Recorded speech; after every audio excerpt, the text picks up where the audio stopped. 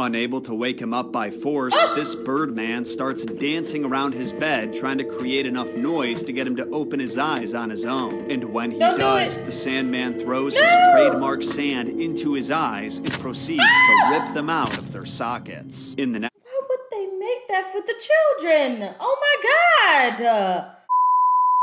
What's good, y'all? What's good? Welcome back to my channel. And today we are going to be reacting to the messed up origin of the Sandman. This brings back memories because my grandmother, she used to me and her used to sing the Sandman when I was a kid. So, and I still remember the song to this day. And that's used to be our thing. We used to sing the Sandman together, and she literally taught me that when I was really, really young, and we used to sing it every time. And she usually started off, she'd be like, Mr. Sandman, bring me a dream. She used to do it like that. And I used to just start singing along with her, and it just, my childhood. But this is probably gonna mess up my childhood. Make sure you guys like, share, and subscribe, and yeah, we're about to get into it. Our most messed up origin in a long time. The Sandman may be seen as a positive, benevolent figure nowadays, featured in movies and storybooks as a lovable little lad who blesses adorable children with dreams about puppies and rainbows, but he used to be straight up terrifying. Instead of a fun, surprise visitor who gently escorted boys and girls to dreamland, he was a murderous maniac who parents used as a threat when their children refused to settle down for bed. The Sandman was always watching, waiting for his opportunity to turn your last moments on Earth into a nightmare. My name is John Solo, and I unpack the messed up origins of your favorite stories from childhood. And you are not going to believe how messed up this one's origins get. So what's kind of nice about the Sandman is that he's a simple figure to break down because he's not attached to one iconic definitive story that everyone knows. He's like the Santa Claus of sleep, helping people all over the world, but mostly children, get their much needed rest and go on blissful adventures while doing so. The way he does this is with his enchanted sleeping sand, which he sprinkles in the eyes of his beneficiaries. That's why when you wake up in the morning, you'll sometimes have those little crusties around your eyes. That's residue from his magic dust. Actually, though, it's a little substance called the rheum, which is just discharge that comes out of your eyes and dries up when you sleep. Parents might tell their children at bedtime that if they go to bed, the Sandman will visit them and bless them with a restful sleep and good dreams so they're ready to play tomorrow. And funnily enough, his folklore hasn't changed much over the centuries. But John, earlier you said the Sandman was a bloodthirsty maniac. That doesn't sound like a bloodthirsty maniac to me. Oh, I was not exaggerating about that. But what makes the Sandman's folklore so unique compared to other figures we've talked about is that over the past few centuries, it's gone full circle. Let me explain. Like most folklore figures, it is impossible to pinpoint the exact location and moment of his creation beyond somewhere in Europe at some point. But the oldest known written reference to him has been tracked down to an 18th century German dictionary, which included the idiom Der Sandman kommt, which means the Sandman is coming. This idiom was used to describe someone who appeared tired, potentially because their eyes were looking droopy and puffy, as if sand had been thrown in them, or because the tired individual moved around all slow like they were wading through sand. I'm sure you guys can relate. That walk to the bathroom at 3 in the morning feels like I'm trudging through the deserts of Tatooine. Then I make the toilet look like the Naboo swamps. Okay, You can see at this point, the Sandman was a positive figure, or at the very least a chaotic neutral. In theory, a guy delivering dreams could just as easily bring trauma-inducing nightmares, but all we know about the character at this point in time is that he made people sleepy. That being said, a German story written in 1817 would change the Sandman forever. Der Sandman, which is German for something like the Sandman, painted a truly disturbing picture of this nighttime visitor. The story opens with an exhausted nurse ushering some children to bed, warning them that the Sandman is coming. And when one of the children, a boy named Nathaniel, asks her who the Sandman is, she gives him the most terrifying answer you can imagine. He is a wicked man who comes to children when they will not go to bed and throws a handful of sand into their eyes so they start bleeding out of their heads. Oh my God. These eyes he puts in a bag and carries them to the half moon to feed his own children, who sit in the nest up yonder and have crooked beaks like owls, with which they may pick up the eyes of the naughty human children. Who would say that to their baby? Like, oh my God. Who would say that to their children just for them to go to sleep? I could see why they made the Sandman more jolly. What the fuck?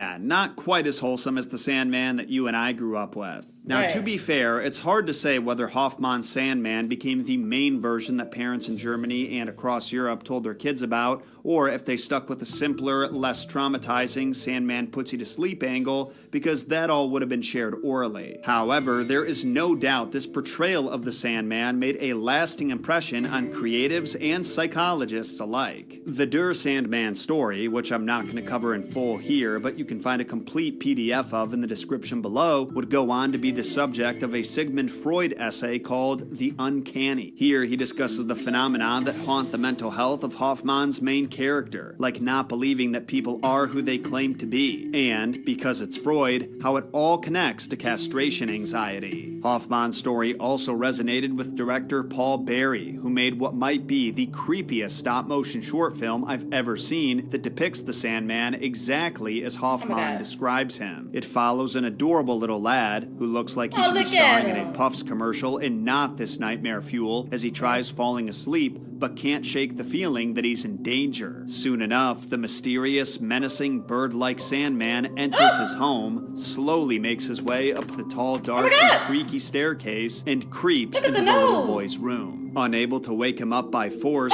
this Birdman starts dancing around his bed, trying to create enough noise to get him to open his eyes on his own. And when he does, the Sandman throws his trademark sand into his eyes and proceeds to rip them out of their sockets. In the next shot, we see the Sandman feeding his little children with these fresh, juicy eyeballs in the face of the little boy, permanently frozen with fear. As someone who was weirded out by Nightmare Before Christmas when I was a kid, I'm pretty sure that watching this would have ended me. Why would they make that for the children? Oh my God. That creeped me out, and I'm a grown-ass woman. What do you think the kids is gonna do, bruh? They're gonna be traumatized. How did the Sandman go from this to the Mr. Sandman who brings you dreams that are the cutest you've ever seen, with lips like roses and clovers so that your lonely nights could all be over? Come on, you know I had to reference it at least once. Someone that we haven't talked about in far too long, none other than Hans Christian Andersen. His story, called Ol Lukøy, which is Danish for Olaf Close-Eye, is a lot more wholesome, but in true Andersen fashion, it still has that gentle touch of morbidity and depression that we've come to know and love from his other tales like The Ugly Duckling and The Little Mermaid. In this story, we're introduced to Ol Lukøy, who visits children at night to help them fall asleep and give them sweet dreams. He does this while wearing a color-changing coat and by blowing a very fine dust into their eyes, just enough to stop them from keeping them open. Then, when they're asleep, he takes a seat next to them on the bed and whips out his umbrella. Ol Lukøy had two umbrellas. One had pictures on the inside, and he would open it over the child's head to give them lovely stories to dream about, but the other umbrella was jet black, with no pictures at all. He held this one over naughty children so they would sleep heavy and wake up without dreaming anything. Pretty kind of Ol Lukøy to spare the brats from nightmares and just hold back their dreams. I'm sure if this was a German story, he'd be more like Freddy Krueger. But wait, Krueger is a German name, so maybe Freddy's a descendant of Hoffmann's Sandman. Hoffmann does mention him feeding his victims to his babies after all. Anyway, I'm not going to bother going into detail over all 7 dreams that Ol Lukøy tells the main character because let's just say they came through the gates of ivory. Andersen does conjure up some beautiful magical scenes for his readers, with Ol Lukøy transporting the main character into new worlds with talking furniture, household jungles, and paintings you can climb through, but like most dreams, they don't really amount to anything significant. The really interesting bits come at the end, when Ol Lukøy mentions how adults beg him to visit them because their evil deeds keep them awake at night. Then he reveals that he has a brother who only visits people once.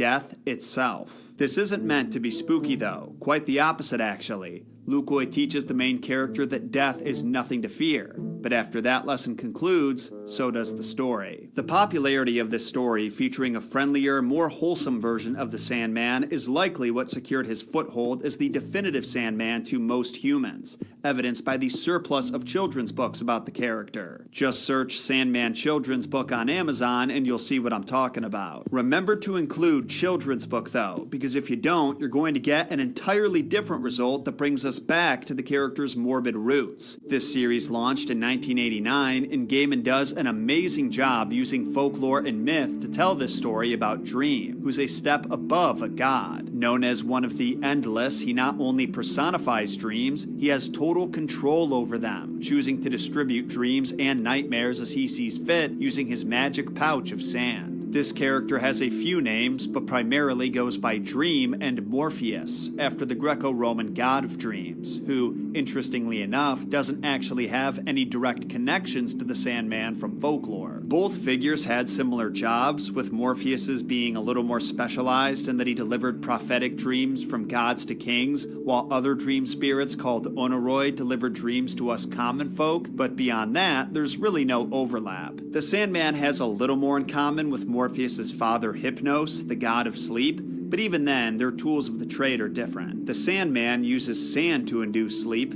you may have noticed that, while Hypnos travels around with something a little more powerful. A horn of opium. Now, to be fair, I couldn't find any ancient writings that describe Hypnos using this horn on anyone, so it's very possible he doesn't need the opium and just puts peeps to sleep with some kind of god magic. Then again, why carry that thing around if you're not going to use it, right? But while we're on the subject of why, that's the only question we have remaining. Why the Sandman? As in, why does the Sandman exist? Well, like most folklore, he exists to provide answers. In that way, he is related to Hypnos and Morpheus and the sleep and dream deities of all other religions, because thanks to them and the Sandman, you have something to say when your kid asks, "Why do I have to sleep? What'll happen to me if I don't sleep? Where do dreams come from?" You know, the usual annoying kid questions that always come at the very end of an exhausting day when you just want to curl up in the fetal position and cry about the current state of your life. Depending on your